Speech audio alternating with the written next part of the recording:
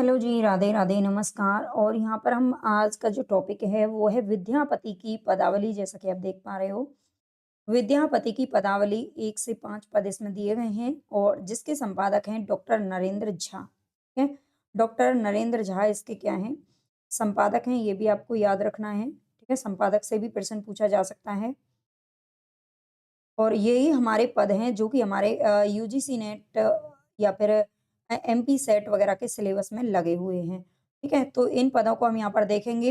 इनका यहाँ से जो प्रश्न पूछे जाते हैं ना, देखो प्रश्न पूछे जाते हैं इनके, जो आपको शब्दार्थ दिए होते हैं, शब्दार्थों से ज्यादातर प्रश्न पूछे जाते हैं जो पद आते हैं। ठीक है, तो सबसे पहले हमारे यहाँ पर वंदना का पद है।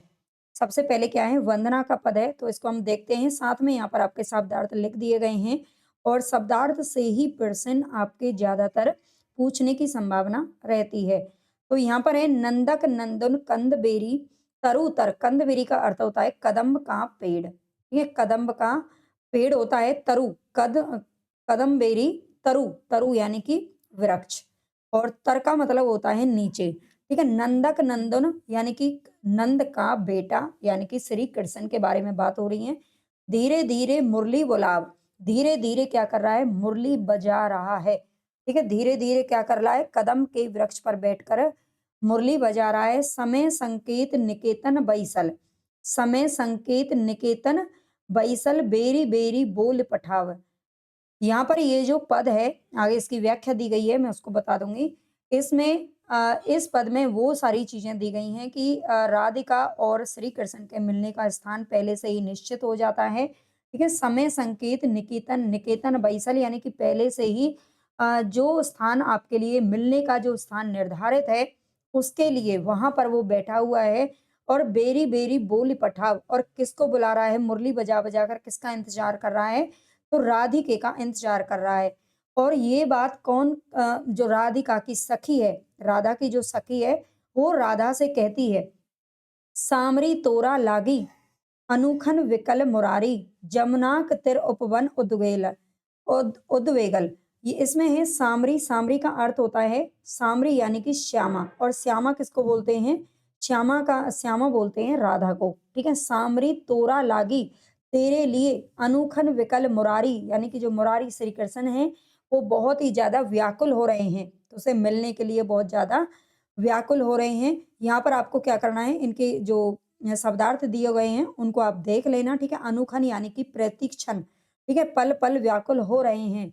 जमुनाक तिर उपवन उद्वेल उद्वेगल फिरी फिरी ततही निहारी। ठीक है, जमुना के तीर, तीर का अर्थ होता है जमुना के उस पर, तट पर। ठीक है, जमुना के तट पर, तिर का अर्थ होता है तट पर। उपवन उद्वेगल फिरी फिरी ततही निहारी यानी कि बार बार राधा का रास्ता निहार रहा है। गोरस बिकन के अवैत जायत यानी कि गोरस बिकन के, यहाँ से वहां से जो भी कोई ग्वाला निकल के जाता है या कोई भी पुरुष स्त्री है ना, पुरुष स्त्री कोई भी वहां से अगर के निकल के जाता है तो वो उन सब से राधिका तुम्हारे बारे में पूछ रहा है। जनी जनी पुछ। ठीक है, जनी जनी पुछ यानी कि जन जन से, हर किसी से, जो भी आने जाने वाला राहगीर है वहां से, चाहे दही बेचने वाली वहां से गोरियां, जो गौरी, क्या बोलते हैं उनको, वो निकल के जा रही हैं दही बेचन के लिए, जा रही हैं। और या फिर बचन सुनऊ किछ मोरा भनई विद्यापति सुन बरजौवती बंधे नंद किशोरा। जनि जनि पुछ बन मारी, क्या कर रहा है, सभी प्रत्येक चाहे स्त्री हो या पुरुष हो सबसे वो तुम्हारे बारे में पूछ रहा है। बहुत ही ज्यादा क्या हो रहा है, उद्वेगल का अर्थ है उद्विग्न हुए यानी कि बहुत ही बेचैन हो रहा है, बेचैन होकर के सबसे तुम्हारे बारे में पूछ रहा है। और आगे है तेहि मति मधुसूदन। ठीक है, वचन सुनहु कुछ मोरा भनई विद्यापति। भनई विद्यापति, भनई का अर्थ है कहते हैं, कहते हैं यानी कि विद्यापति कहते हैं कि सुन बरजौवती। बरजौवती का अर्थ है यहाँ पर युवती, युवती या फिर सुनो नारियों, वंदे नंद किशोरा यानी कि नंद किशोर की क्या करो, वंदना करो, नंद किशोर की वंदना करो। ये विद्यापति का कहना है। और आप जानते हैं विद्यापति की पदावली, और विद्यापति ने क्या किया है, नंद किशोर यानी कि कृष्ण जी की उपासना करने पर यहाँ पर बल दिया है। ठीक है, तो ये उनका इस जो पद है इसका अर्थ है।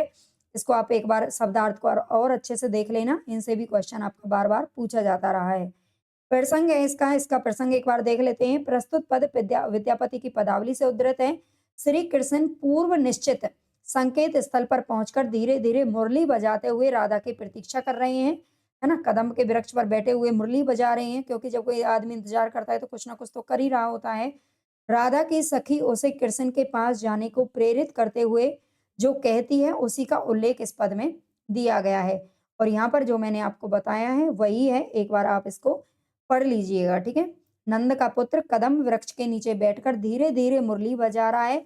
वह पूर्व निश्चित मिलन स्थल पर निर्धारित समय के अनुसार पहुंच गया है और वहां बैठकर बार-बार मुरली के स्वर में तेरा नाम ले लेकर तुझे बुला रहा है, ठीक है?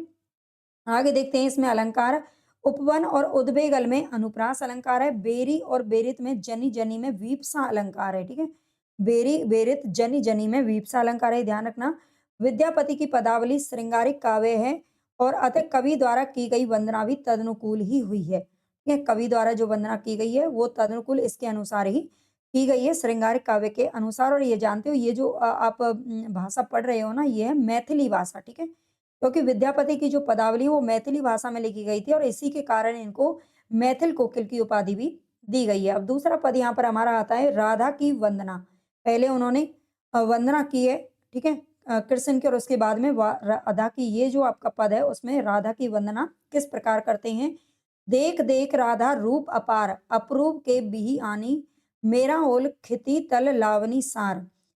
तो ये देख देख राधा का रूप अपार, ठीक है? राधा का जो रूप है वो इतना ज्यादा अच्छा है, इतना सुंदर है कि उस राधा के रूप रूप को देख करके अपूर्व का अर्थ है अपूर्व, ठीक है? अपूर्व। और अपूर्व के बिही आनी मेरा ओल खिति तल लावनी सार, ठीक है? और बिही बिही का अर्थ है ब्रह्मा, यानी कि विधि विधि जो रचना करती है सृष्टि की, ठीक है? बिही आनी यानी कि ऐसा लगता है, विद्यापति राधा की वंदना करते हुए राधा के सौंदर्य का वर्णन यहाँ पर कर रहे हैं और उनका ये कहना है कि ऐसा लगता है कि ब्रह्मा ने या विधि ने राधा का जो रूप है वो इतना सुंदर बनाया है कि पूरे विश्व भर का, पूरी दुनिया का जो सुंदरता का जो सार है वो इसमें क्या कर दिया है, इकट्ठा कर दिया है, ठीक है? तो ऐसा ये विद्यापति जी सौंदर्य का वर्णन करते हुए इस तरह से कहते हैं, यानी कि अतिशयोक्तिपूर्ण वर्णन यहाँ पर किसका किया गया है? तो अतिशयोक्तिपूर्ण वर्णन राधा का किया जा रहा है, ठीक है? राधा के सौंदर्य का। अंगहि अंग अनंग मूर्छायत हेरय पड़े अधीर। अधीर का अर्थ होता है बेचैन, अधीर यानी कि बेचैन, और मूर्छा का अर्थ होता है बेहोश यानी कि घायल, या मूर्छा आ जाना। और अनंग बोलते हैं कामदेव को। अनंग का अर्थ क्या होता है? कामदेव होता है। तो अंग ही अंग अनंग यानी कि जो कामदेव सबसे ज्यादा सुंदर हैं वो भी इस रूप को देख करके क्या हो गए हैं? अधीर हो गए हैं, बेहोश हो गए हैं, मूर्छा आ गई है उनको भी। मनमत कोटि मथन करु जे जन से हेरी मही मधि गिर। मनमत, मनमत का अर्थ क्या होता है यहाँ पर? मनमत, मनमत यानी कि कामदेव, ठीक है? मनमत का अर्थ भी क्या है? पर्यायवाची में भी ये प्रश्न आपके पूछे जा सकते हैं। अनंग मनमत कामदेव को बोलते हैं, ठीक है? यहाँ पर लिखा हुआ है कामदेव। और मधी में कामदेव, मधी में लक्ष्मी का अर्थ होता है, लक्ष्मी अभी आया नहीं है। कोटि मथन, मथन करु जे जन से हेरी मही मधी गिर। गिर का अर्थ है यानी कि गिर जाना, वो भी क्या हो गए हैं? पृथ्वी पर गिर गए हैं। क्या देख करके? राधा के रूप सौंदर्य को देख करके जो कामदेव हैं वो भी इतने ज्यादा मतलब उसको देख करके मूर्छा आ गई है और वो भी मधी गिर यानी कि पृथ्वी पर गिर गए हैं। कत कत लक्ष्मी चरण तल नेओ छय, रंगनी हेरी विभोरी, करु अभिलाक मनहि पद पंकज, एहनि सिकोर अगोरी। कत कत कत लक्ष्मी, लक्ष्मी लक्ष्मी आप जानते हैं, लक्ष्मी को भी सुंदरता, सौंदर्य बहुत अच्छा है ना? लक्ष्मी, जो लक्ष्मी है वो भी क्या होती है? अपना रूप न्योछावर कर देती हैं। नेओ छय यानी कि न्योछावर हो जाती हैं। रंगनी यानी कि सुंदरता पर, सुंदरी, राधा जो सुंदरी है, ठीक है? सुंदरी। हेरी विभोरी, विभोरी यानी कि बेसुध होकर के राधा की सुंदरता पर वो भी क्या होती हैं? न्योछावर हो जाती हैं। करु अभिलाक मनहि पद पंकज, अहनिशि कोर अगोरी। अहनिशि का अर्थ होता है दिन रात, ठीक है? अहनिशि का अर्थ है दिन रात, कोर यानी कि गोद, अगोरी, अगोरी मैथिली भाषा में कहते हैं पहरा देकर रखना, ठीक है? करु अभिलाख मनहि पद पंकज ऐन सिकोर अगोरी, यानी कि वो राधा के सौंदर्य की वर्णन करते हुए विद्यापति इतना बढ़ा चढ़ा करके वर्णन करते हैं और कहते हैं कि जो लक्ष्मी है, कामदेव है, या जो एक से एक सुंदर है बढ़कर, वो सब राधा के सौंदर्य पर क्या है, न्यौछावर हैं। आगे आता है जो पद है वो है वय संधि, ठीक है। और वय संधि आप समझते होंगे, वय संधि कौन सा समय होता है, जब एक बच्चा बचपन से अपनी किशोरावस्था में कदम रखता है और उनके बीच का जो समय होता है, ये जो समय है, अगर हम मनोविज्ञान की बात करें तो 12 से 13 वर्ष का जो समय है, ये माना जाता है, वय संधि का दौर माना जाता है इसको, है ना।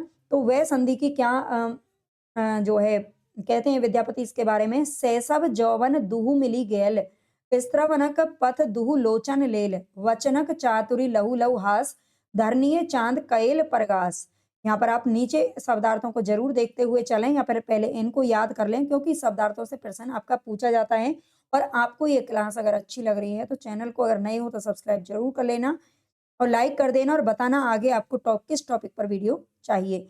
शैशव जौवन दुही मिल गैल, शैशव यानी कि बचपन और जौवन यानी कि आगे की जो जवानी का जो बीच का जो समय होता है, उसको कहते हैं वय संधि, और ये दोनों गैल में मिल गए हैं, ठीक है। शैशव यानी कि शिशुता, बचपन, जौवन यानी कि जवानी, ठीक है, यहाँ पर लिखा हुआ है।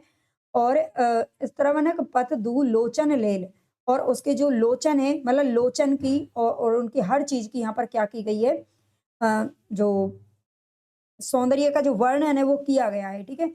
वचनक चातुरी लहु लहु हास, लहु लहु का होता है, लहु लहु का अर्थ है मंद मंद, ठीक है, यहाँ पर लिखा हुआ है लहु लहु यानी कि मंद मंद, हास यानी कि हंसी हंसी, ठीक है। और धरणीय चांद कईल परगास, परगास का अर्थ है प्रकाश, ठीक है। ये मैथिली भाषा में है तो इसका अर्थ जरूर याद कर लेना।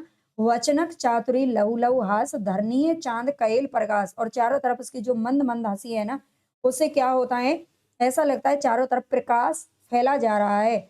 मुकुर हाथ लय करई सिंगार, सखी पूछई कैसे सुरत बिहार, निर्जन उरज हेरई कत बेरी, निर्जन उरज हेरई कतबेरी, बिहसई अपन पयोदर हेरी, पहले बदरी समपुन नवरंग, दिन दिन अनंग अगोरल अंग, माधव पेकल अप्रूव वाला, सैसब जौवन दुहु एक भेला, विद्यापति के तोहे अग्नेही, दुहु एक जोग इह के कह सन सयानी, ठीक है।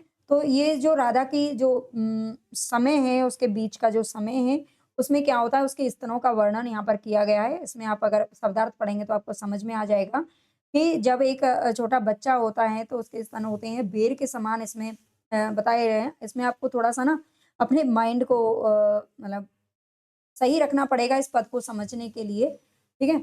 और जिस तरह से ये कवि वर्णन करके चले जाते हैं, हम उस तरह से कर नहीं पाते।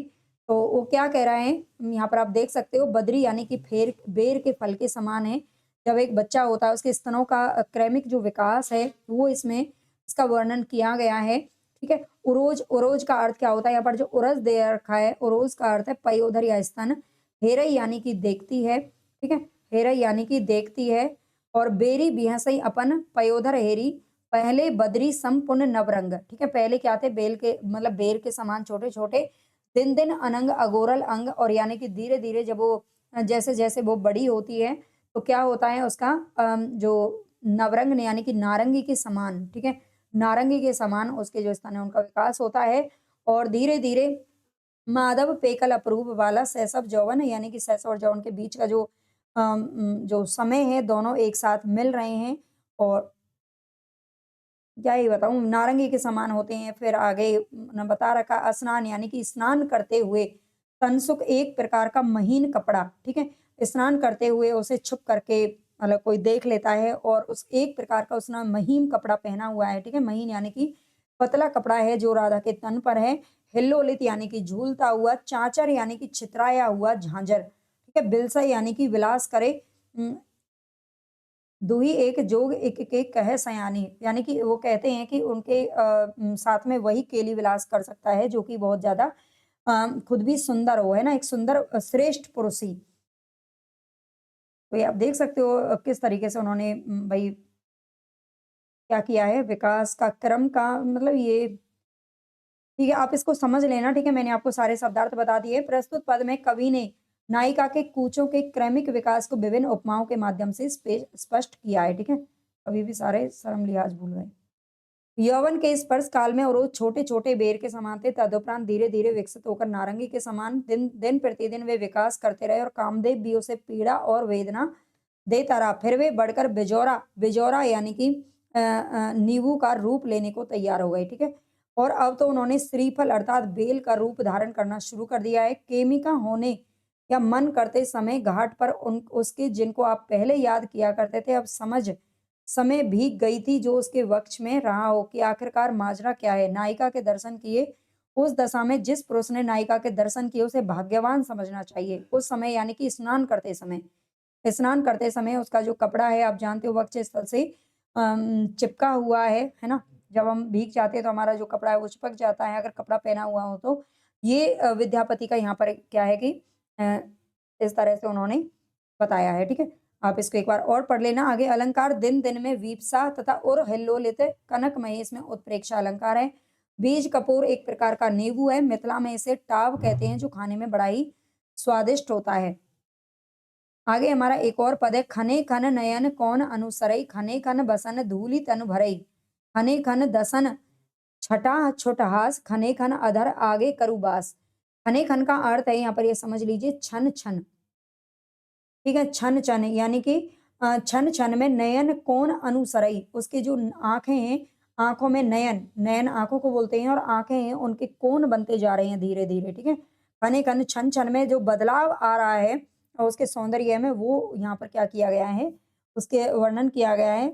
छन छन में बदलाव हो रहा है जो नयन है वो कौन भर रहे हैं। खने खन बसन धूलि तनु भरई धूल का अर्थ आप धूल जो जानते हैं और बसन का अर्थ क्या होता है बसन का अर्थ होता है शरीर, ठीक है। और जो शरीर है वो धूलि तनु भरई खने खन छन छन में उसमें जो उसका शरीर है वो किस तरह से बदलाव उसमें आ रहा है उसका विकास यहाँ पर किया गया है पूरे शरीर का, ठीक है। खने खन दसन छटा छुटहास खने खन अधर लागे करुबास आगे करुबास यानी कि खन खन जब वो छन छन जब वो हंसती है तो हंसते छुट हास हास का मतलब है हंसी जब वो हंसती है तो उसके दसन यानी कि दांत है ना। दसन का अर्थ होता है दांत हैं जो पीछे से क्या है मोतियों की तरह चमकते हैं, ठीक है। चौकी चले खने खन चलू मंद और मंद मंद जो वो चलती है क्या करती है। और बास आश्रय का मतलब है कि यानी कि जब वो हंसती है तो अपना जो अधर है अधर यानी कि होठों को बोलते हैं। होठों पर क्या रख लेती है कपड़ा रख लेती है, ठीक है। आश्रय ले लेती है कपड़े का। चौकी चले खन खन चलू मंद मनमत पाठ पहली अनुबंध और मनमत आप जानते कामदेव को बोलते हैं। पहल अनुबंध हृदय मुकुल हेरी फेरी थोर खने आचर दे खने होए भोर बाला सैसव तारुण भेंट लखई न पारिय जेठ कनेठ, ठीक है। जेठ कनेठ का अर्थ होता है जेठ यानी कि बड़ा और कनेठ का मतलब है छोटा, ठीक है।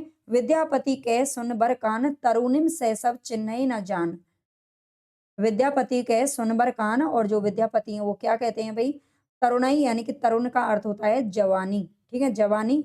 और कनिष्ठ छोटा कान का अर्थ है कान है कृष्ण। भोर का अर्थ मतलब यहाँ पर है भूल जाना, ठीक है भूल जाना। तो वो क्या है कि अपने जेठ देवर यानी कि छोटे बड़े सबको क्या गई है भूल गई है और विद्यापति उसका ये वर्णन कहते हैं। आपको ये विद्यापति की पदावली कैसी लगी है आपको क्या लगता है। देखो शुक्ल जी ने तभी विद्यापति का जो श्रृंगारिक जो इनके काव्य थे उनका कहीं ना कहीं उन्होंने विरोध किया था, उन्हें बिल्कुल अच्छा नहीं लगा था और उन्होंने क्या बल्कि चाहे रामस्वरूप चतुर्वेदी जी का देख लो चाहे बच्चन सिंह का देख लो इन्होंने सबने इनकी कहीं ना कहीं क्या की है तारीफ तो नहीं की गई है ना तारीफ नहीं की है आलोचना की है एक तरीके से बहुत भद्दे तरीके से आलोचना की है। अगर आप उनकी बुक पढ़ेंगे और आपने पढ़ी होगी तो समझ में आया होगा और आप देख सकते हो इन पदों को पढ़ करके आप क्या समझे हैं, है ना। मुझे कमेंट में ज़रूर बताना, मुझे तो अच्छा नहीं लग रहा है, आप बताइएगा। और आगे आपको यूनिट 5 में से कौन-कौन से टॉपिक चाहिए आप मुझे कमेंट बॉक्स में ज़रूर बताना। अगर समझ में आई हो क्लास तो भी बताना, नहीं आई हो तो भी बताना और वही लाइक, सब्सक्राइब, हाइप ज़रूर कर दें।